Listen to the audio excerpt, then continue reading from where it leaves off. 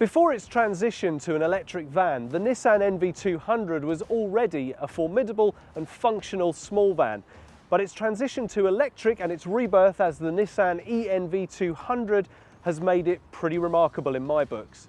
Now, all the things that a driver of an electric van wants to know is there and present with a vehicle is right here in this one. It makes no compromises on payload. It's got an excellent loading bay, a great front end, and even with all this branding all over it, it's got great looks. So let's get under the skin of this vehicle and give it its very own Vanarama road test.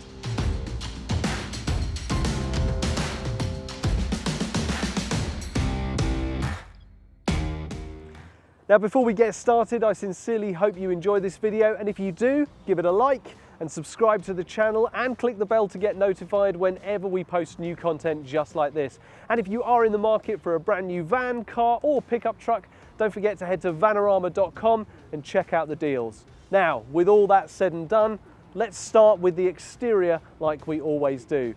Now, it's got to be said, personally, I feel like the Nissan e-NV200 is a good looking van. It's blessed with the kind of curves that you expect to see on a stylish vehicle, with lovely sweeping headlights, really nice curved body panels, and the bonnet is a personal favourite of mine. It's almost in like 3 different parts. You've got these lovely outer edges and they are all sweeping across this big bit of Vanarama branding. Now, just a mention of that. Yes, this is branded up all Vanarama style, and when you lease it from us, no, you don't have to have the Vanarama logo all over it. If I were you, I would go for classic white, because that is the colour I think the Nissan e-NV200 looks best in. Now, let's have a look at the outside of the vehicle. It sweeps all the way down and it's got some really nice paneling on the back, which would be a perfect place to put some of your own branding to, advertise your own company. There's a really good space on both sides. And what is particularly cool about the outside is something you've probably noticed if you've seen the pictures of the e-NV200, is that you have a side sliding door on both sides, which basically means that if you open up all the doors on the loading bay, you can literally access it from any side. One final thing that I really like about the e-NV200's exterior is all the blue accentation around the headlights, on the bulb itself, and also on the big blue Nissan badge in the middle. I mean, all in all, it's a great looking vehicle. And with all that said and done, we've seen what it looks like on the outside. Let's go and have a look on the inside.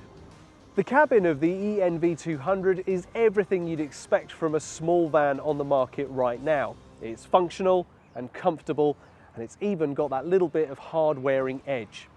There's also plenty of storage in the front of this vehicle. The doors have door storage, and there's even some nice little compartments between the 2 seats. Room enough for a sandwich, I think. There's also a lot of cup holders, and cup holders are one of the things that I often look at in modern vans just to see if they're going to actually fit the kind of cups that you see in coffee shops and supermarkets all over the place these days. And I'm pleased to say that with 4 cup holders, the Nissan e-NV200 is absolutely fully stocked. The steering wheel also looks like it's been nicely upgraded in the transition to electric, although actually it's pretty much exactly the same that you'll find in the diesel equivalent. It's got all the controls you'd expect to find: phone controls, audio controls, and cruise control and speed limiter. They're all right there and easily within finger reaching distance. The driver information displays are also very clear, with your speedo and your charge limits all very clearly displayed. You've even got your driver information display right in the center, which gives you all the specs and information that you'd expect to find out about your vehicle, including things like tire pressure and all the auto alerts that ping up at those inopportune moments. Moving along the dashboard, you've also got a nice sort of infotainment center. Now, there's no big screen like you usually see in vehicles of this size these days, but actually on the inside of a vehicle this small, do you really need it? It's got everything you'd expect, from phone controls, audio controls, climate controls, and Bluetooth pairing is also an option. Although there are USB sockets here already, which means you can have hard connections to your devices easily set up in moments. The climate controls are easily accessible, mounted in the center of the dashboard. As you can see, aircon comes as standard. That's a really important addition, I think. For most electric vans these days on the market, aircon is something that is packed as standard. And below that, you've got the drive selector switch, which in an electric vehicle is very important. But on the Nissan e-NV200, there are actually 4 drive modes that you can choose from. Underneath the bonnet of the Nissan e-NV200 is a 40 kilowatt hour battery, What does that mean to you? Well, apart from delivering those excellent ranges of 124 miles on the combined cycle and 187 miles on the city cycle, it also means that you'll benefit from some pretty good charging times. For rapid charge, you're looking at 40 to 60 minutes to 80% battery. On a wall box, you're looking at a full charge in 7 hours and 30 minutes. And finally, if you're just using your standard charger plugged into a normal power socket, you're looking at 21 hours and 30 minutes for a full charge. The loading bay dimensions of the e-NV200 are actually quite generous for a van of its size. I mean, just take a look at the interior. Not only is it generously sized, but it's also really easy to access thanks to the 2 back doors and 2 side sliding doors. There's also very little bulkhead intrusion into the main loading bay, meaning that you get to take advantage of all that space. There are 6 lashing points, 3 up each side, and there are even bungee points that you can use as well. All in all, it's a very cool loading bay. The payload is also quite generous, sitting at just over 700 kilograms, and if you want to, you can fit it with a roof rack and carry an extra 100 kilograms on top of the vehicle. So there you go, all in all, a very functional and practical loading bay. And if you lease one from us, you get the added bonus of ply lining for absolutely no charge. So there you go, that's the loading bay. Let's get in the front of this thing and take it for a drive. So as I said earlier in the review, the Nissan NV200, the original, the diesel-powered version, was a functional small van, but the transition to electric has really made the e-NV200 something special. It's my firm belief that you can't really transition from a standard fuel van to an electric van without having a good platform, because after all, unless you've got the money and the time to develop an all-new platform from the ground up made to be an electric vehicle, you better make sure that the one you're working on is ready to go. Now, the Nissan NV200, as I said, was very functional, and a lot of that functionality and practicality has not been lost in the transition to electric. You still get a good payload of 700 kilograms in a small van, which is a great payload. It's really good, really convincing. But it's the range. It's the fact that on the battery, you think you would actually have to make some compromises.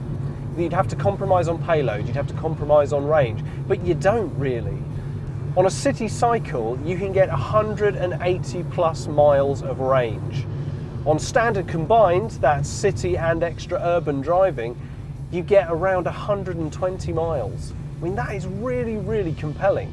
If you're going to be hopping around, you've got 60 miles out, 60 miles back, you're absolutely fine. And then you can charge overnight, either at a wall box or on the trickle charge to get yourself back up to like half charge. I don't think there's going to be many drivers who are going to find themselves driving an electric NV200, the e-NV200, and worrying about range. So, okay, let's tick off that one column, okay, range anxiety. Charging infrastructure. Well, that's the other thing. People always have that little bit of apprehension of, will I be able to charge the vehicle? And the simple fact of the matter is that yes, you can. It's an option to have fast charging on the e-NV200, but as standard, you can use your standard trickle charging, and overnight you will get yourself right back up and your charging is done. So there you go, range and charge sorted, taken care of. Now what's the other stuff? As I said, compromising on payload. Well, there's a bit of a payload reduction as you'd expect. For 700 kilograms and an extra 100 kilograms on the roof should put paid to some of those problems. Then you have to look at the other things that the e-NV200 offers. And that's aside from settling your problems that you might have with range and the charging infrastructure. And that's the flexibility and practicality of the platform itself. Anyone who's been in an NV200 will get into the front of an e-NV200 and feel right at home. If you haven't, well, I mean, look at me, I'm very comfortable. I've got good leg room, I've got good headroom, and that's really all you want alongside a nice comfortable seat to sit on. The air conditioning that's in the front of this vehicle is nicely taking care of any humidity we've been experiencing today. And just when I start talking about the weather, out come the clouds to ruin the day. They just had to ruin the day. Okay, so let's give this a little try. So I'm already going at 52, 53 miles an hour, and it doesn't feel like it. There's not too much noise coming from the motor apart from the sort of familiar whining noise that you get with electric vehicles. I mean, it's essentially like sitting in the front seat of a Dodgem car. You simply push your foot down harder to go faster.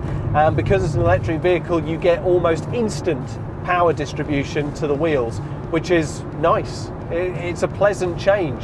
When you combine that with one of four, that's right, 4 possible driving modes, one with regenerative braking, one without, one that combines the both, and one that just manages everything for you, you've got a really, really compelling proposition. This is a van that can take care of itself. It can keep your mileage up, it can keep your charge managed nicely, and it will engage regenerative braking when it feels that it can pinch back a little bit of power. In the bump, Nissan say that you can rob back around 30% of your charge by using the eco and regenerative braking mode when they're both combined. Now, I've been driving for a bit and it doesn't feel like the mileage is dropping too much. When I got into this vehicle, there was 126 miles on the charge. I've been out driving around. Obviously, for you it'll feel like a few minutes, but for me, I've been out on the road for around 25 minutes and I have dropped 20 miles. Now, I've driven a little bit more than that, so it just goes to show that those combinations of energy saving and just standard charge management really works.